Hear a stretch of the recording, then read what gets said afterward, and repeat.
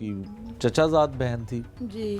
اچھا کیا کہتی تھی آپ کو, کیا بتاتی تھی؟ بس ہر وقت ان کے بارے میں ہی بات کرتی رہتی تھی کہ میرے جو مطلب ساس ہے وہ مجھے مارتی ہیں. ساس بھی مارتی ہاں تھی؟ جی. اور جو نند ہے وہ ہر وقت مطلب سیرا زیادہ سیرا کا کہتی تھی کہ وہ مجھے مطلب کافی. وہ بھی نند ہے؟ ہاں جی. 2 نندیں تھیں؟ ہاں جی, ببلی اور سیرا.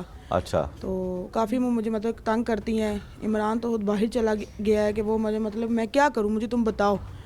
میں نے کہا تم ابو کو بھی نہیں کہنے دیتی, بچوں کو بھی نہیں چھوڑتی, پھر کیا حال ہے اس چیز کا.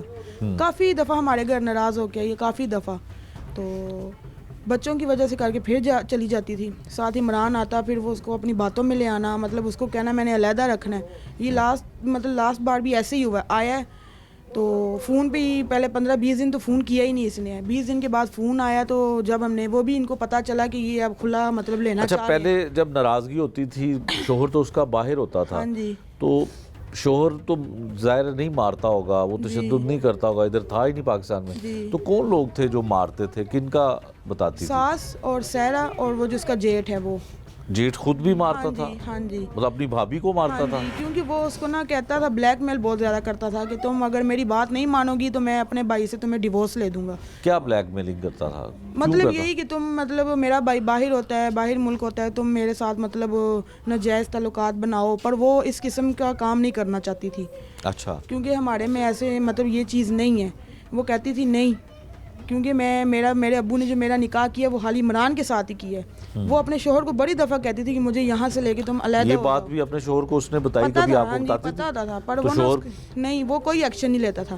وہ یہی کہتا تھا کہ میں آؤں گا تو میں تمہیں علیحدہ رکھوں گا. میں یہ جب اس نے یہاں پہ آنا پھر اس نے نا مطلب الٹا اس پہ ہی مطلب گالیاں نکالنی کہ تم ویسے میرے بھائی پہ الزام لگاتی ہو, وہ تو کچھ بھی نہیں ہے, میرے سامنے تو صحیح ہے. کیونکہ اس کے سامنے تو اس کا بھائی صحیح ہوتا تھا, میرے سامنے تو وہ بالکل صحیح ہے, تم مطلب الزام لگا رہی ہو اس پہ. تو اس نے کہنا کہ نہیں تم میری بات کو مانو, نہیں تو ہمارا گھر خراب ہو جائے گا. پر عمران نے بس نہیں, وہ ہر بات کو مذاق میں لے جانا اس نے کہ نہیں تم ایسی اس بات کو ایشو بنا رہی ہو, کچھ بھی نہیں ہے, وہ میرا بھائی ہے, یہ ہے وہ ہے. مطلب زیادہ اہمیت انہوں نے اپنے گھر کو دی ہے. بیوی بچوں کی طرف بہت کم اس کا دھیان تھا. میرے ساتھ بھی عمران بھائی کی کافی باتیں ہوتی تھیں. میں بھی اس کو سمجھاتی تھی کہ بھائی اپنا گھر سنبھالو, آپ کے بچے ہیں چھوٹے چھوٹے, اپنا گھر سنبھالو. پر اس نے نا بات کو اگنور کر دینا, کہنا کہ میں اس کو کھانے کو دیتا ہوں, پہننے کو دیتا ہوں, اس کو اور کیا ٹینشن ہے. میں نے کہا کھانے پینے کی ٹینشن نہیں ہے, بات یہ ہے کہ اس کو گھر میں سکون نہیں ہے.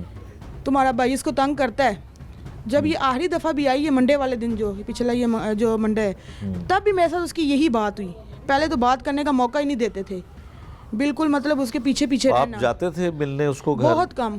اچھا. بہت کم. ہم کیونکہ وہاں پہ جاتے تھے نا تو ان کی جو مطلب گھر والے تھے وہ ہمیں اچھا نہیں سمجھتے تھے, اسی وجہ سے ہم بہت کم ان کے گھر ہمارا آنا جانا تھا. زیادہ ابو کو ہم نے بھیج دینا, وہ بھی اکیلے کہ چلیں آپ جائیں, ہو کے آ جائیں. پر انہوں نے پھر بھی باتیں کرنی کہ تمہارے ماں باپ ادھر کیوں آتے ہیں, ان کے ساتھ ہمارا کوئی تعلق نہیں ہے, تمہارا بھی اس کے ساتھ کوئی رشتہ نہیں ہے.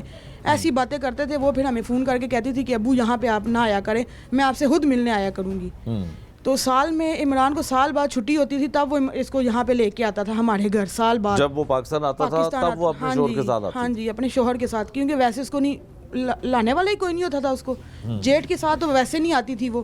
سسر جو تھا ویسے وہ کہتا تھا نہیں میں ان چکروں میں نہیں پڑتا جی, تمہارے ماں باپ ہے, تم جو مرضی کرو.